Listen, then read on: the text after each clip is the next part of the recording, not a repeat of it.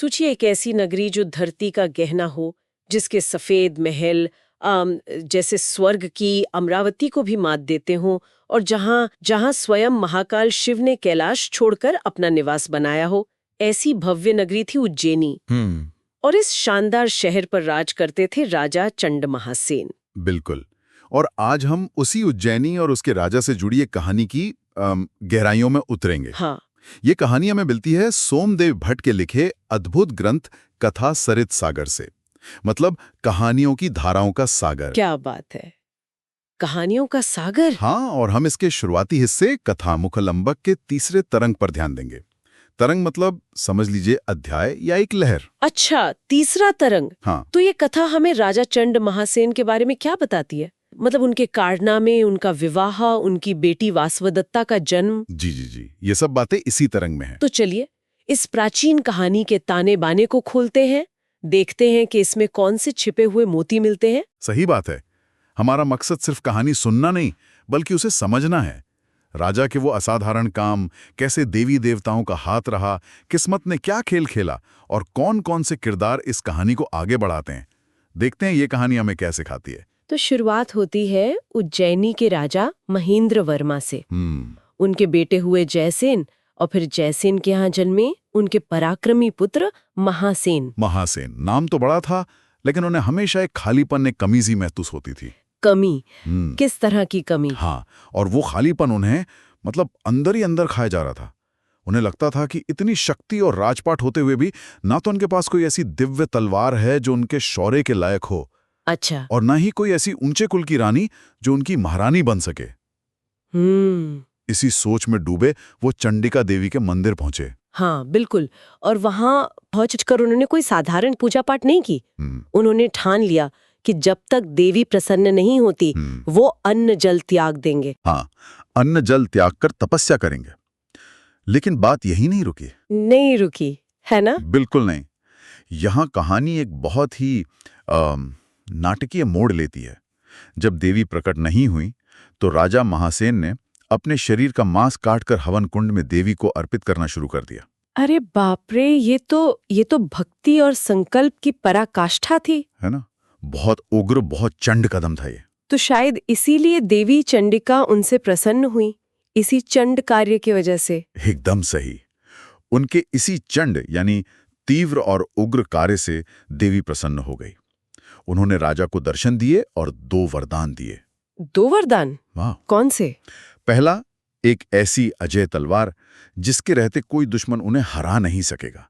और दूसरा अंगारकासुर नाम के एक दैत्य की बेटी अंगारवती, जो तीनों लोकों में सबसे सुंदर थी, उनकी पत्नी बनेगी।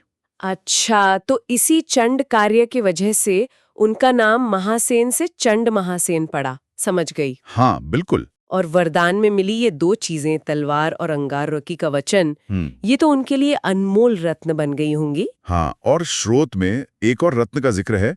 नडागिरी नाम का एक अद्भुत हाथी भी उन्हें प्राप्त हुआ। नडागिरी हाथी? वाह! तो ये तलवार और हाथी, इनकी तुलना इंद्र के वज्र और ऐरावत हाथी से की गई है। ये दिखाता है कि राजा चंड महासेन अब कितने शक्तिशाली और प्रतिष्ठित हो गए थे। जी, इन वरदानों के बाद वो बड़े सुख से राज करने लगे।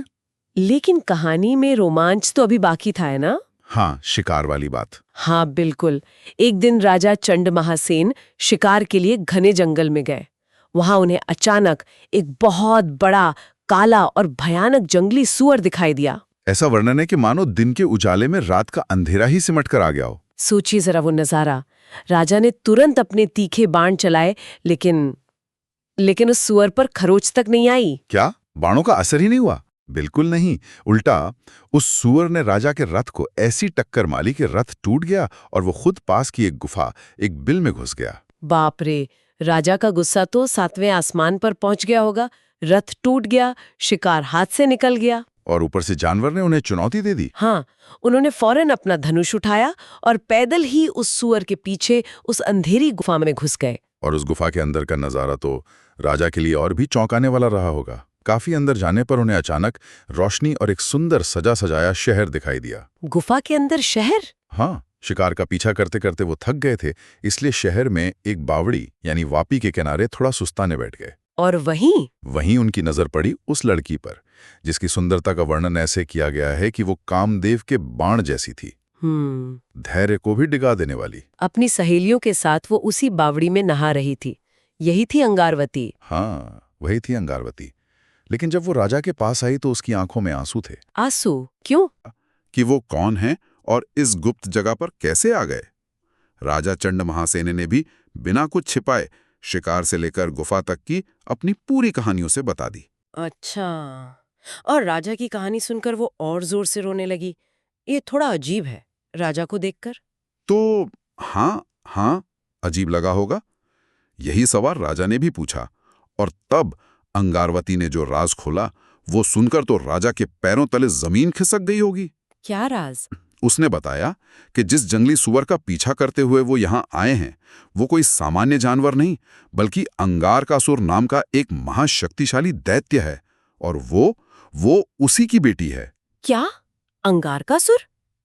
वही दैत्य जिसकी बेटी से विवाह का वरदान उन्हें देवी ने दिया था? हाँ, वही।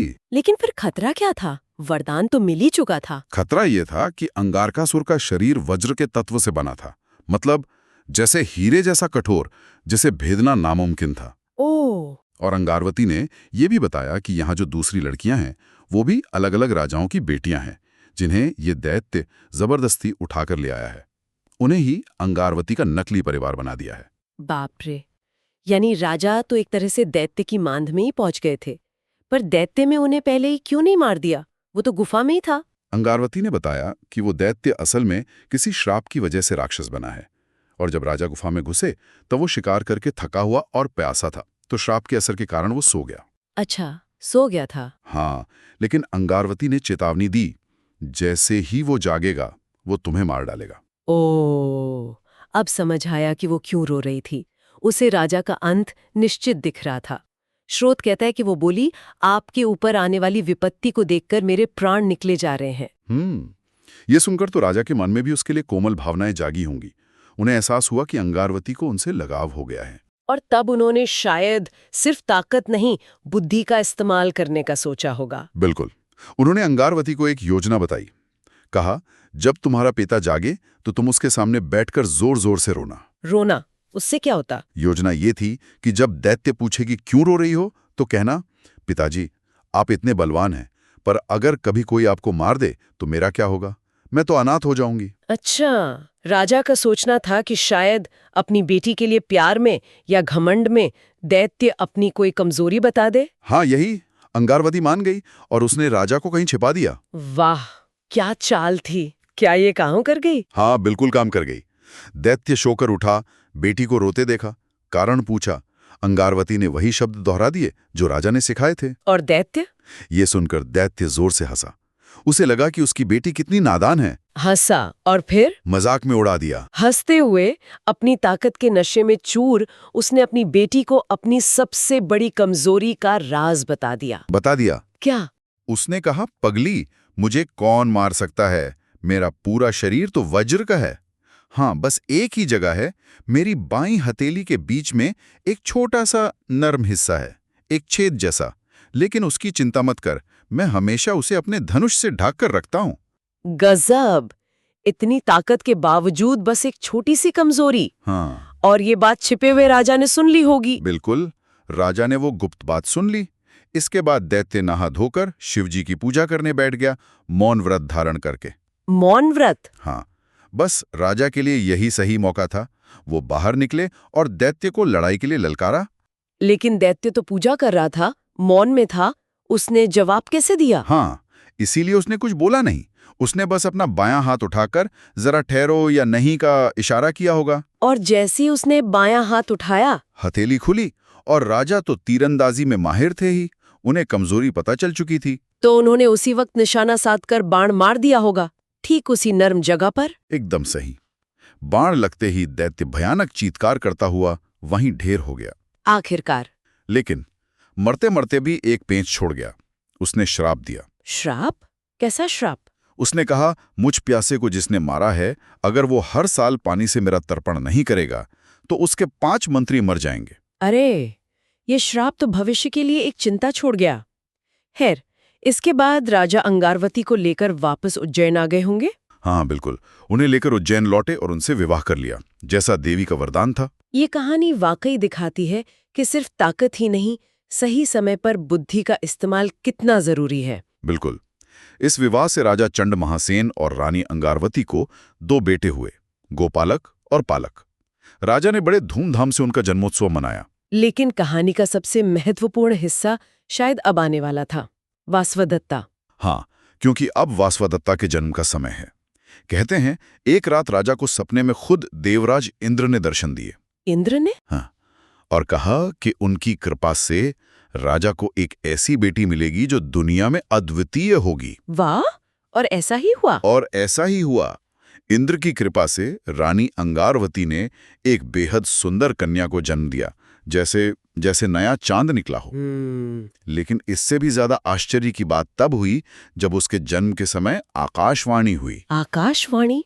आसमान से आवाज आई? उसने क्या कहा? ये तो जरूर कोई खास भविष्यवाणी होगी। हाँ, बहुत खास।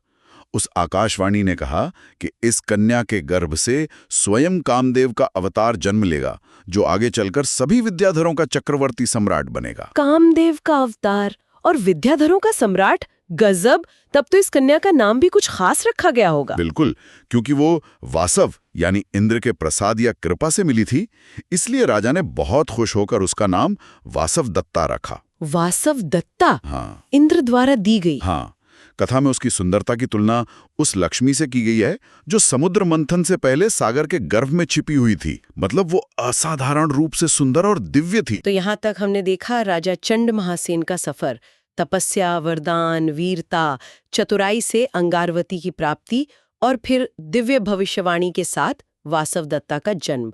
लेकिन कहानी यहाँ खत्म नहीं होती, ये तो एक नई कहानी की शुरुआत लगती है। सही कहा आपने। अब कहानी का सूत्र जुड़ता है वत्स देश के राजा उदयन से। उनके एक बहुत ही बुद्धिमान और दूरदर्शी मंत्री थे जिनका नाम था योगंधरायण। योगेंद्रायण? हाँ, सुना है। उन्होंने राजा उदयन को क्या सलाह दी? क्या वो वासवदत्ता से जुड़ी थी? हाँ बिल्कुल। योगंधरायण ने राजा उदयन को समझाया कि देखो, राजा चंड महासेन बहुत शक्तिशाली हैं, उनका किला जीतना लगभग नामुमकिन है। लेकिन साथ ही अंदर की बात बताई। उन्होंने कहा कि चंड महासेन खुद चाहते हैं कि उनकी बेटी वासवदत्ता का विवाह उदयन से हो। क्या? अगर वो खुद चाहते थे तो सीधे प्रस्ताव क्यों नहीं भेजा? इसमें क्या पेच था? यही तो राजनीति और कूटनीति का खेल है। योगंधरायण ने बताया कि चंड महासेन हैं बड़े अभिमानी, वो रिश्ता तो करना चाहते हैं लेकिन अपनी शान भी बनाए रखना चाहते हैं, अपना पलड़ा भारी रखना चाहते हैं। अच्छा, मतलब वो इंतजार कर रहे हैं कि उदयन किसी तरह उनकी बेटी के संपर्क में आए या पहल करे। बिल्कुल। इसीलिए योगंधरायण ने उदयन को उकसाया कि वो वासवदत्ता को प्राप्त करने का प्रयास करें। अच्छा, तो ये मामला सीधे साधे विवाह का नहीं था, बल्कि इसमें गर्व और कूटनीति भी शामिल थी, है ना? हाँ बिल्कुल। राजा उदयन पर इस सलाह का क्या असर हुआ? कथा कहती है कि मंत्री योगंधरायण से वासवदत्ता के रूप, गुण और उसके जन्म की भविष्यवाणी के बारे में सुनकर राजा उदयन उस पर इतने मोहित हो गए कि वो लगभग अपनी सुध-बुध खो बैठे। मतलब पूरी तरह से उसके ख्यालों में डूब गए। हाँ, बस वासवदत्ता के ही ख्यालों में डूब गए। और यहीं पर कथा सरित सागर के कथामुकलंबक का ये तीसरा तरंग समाप्त हो जाता है। वाह, क्या मोड़ पर आकर कहानी रुकी है। एक तरफ चंड महासेन जैसा प्रतापी राजा और उसकी दिव्य पुत्री वासवदत्ता, दूसरी तरफ राजा उदयन जो उसके ख्यालों में खोया है। आगे क्या होगा ये जानने की उत्सुकता तो बहुत बढ़ गई है। तो आज हमने राजा चंड महासेन की कहानी के कई रंग देखे। उनकी वो कठोर तपस्या, देवी का वरदान, अंगारकासुर जैसे दैत्य से लड़ने में दिखाई गई वीरता और चालाकी। हाँ, और अंगारवती से उनका विवाह और फिर वासवदत्ता का वो अद्भुत जन्म जिसके साथ इतनी बड़ी भविष्यवाणी जुड़ी थी। बिल्कुल। इस कहानी से कई बातें सीखने को मिलती हैं, नहीं? जैसे भाग्य और मेहनत का संगम। देवी का वरदान भाग्य था, पर राजा की तपस्या और युद्ध में दिखाई चतुराई उनकी मेहनत और बुद्धि थी। सही बात है। सिर्फ ताकत से काम नहीं चलता, अक्ल लगानी पड़ती है, जैसा राजा ने दैत्य की कमजोरी पता करके किया। और ये भी कि कैसे दैवी आशीर्वाद और भविष्यवाणियां कहानी को दिशा देती हैं, जैसे चंडिका का वरदान या वासवदत्ता की जन्म पर हुई आकाशवाणी। और आखिर में ये भी पता चलता है कि पुराने जमाने में भी राजाओं के विवाह वगैरह में कितना मान सम्मान और कूटनीति का ध्यान रखा जाता था। जैसे चंड महासेन का अपनी बेटी के रिश्ते में वो अभिमानी रवैया। हाँ, ये कथा वाकई शौर्य, रोमांस, रहस्य और दैवीय घटनाओं का एक दिलचस्प मिश्रण है। ये सब सोचते हुए एक सवाल मन में आता है जो शायद सुनने वाले भी सोचना चाहें। अंगारकासुर ने मरते समय वो जो श्राप दिया था कि अगर राजा हर साल पानी से तर्पण नहीं करेगा तो उसके 5 मंत्री मर जाएंगे। हाँ, वो श्राप। उस श्राप का आखिर हुआ क्या?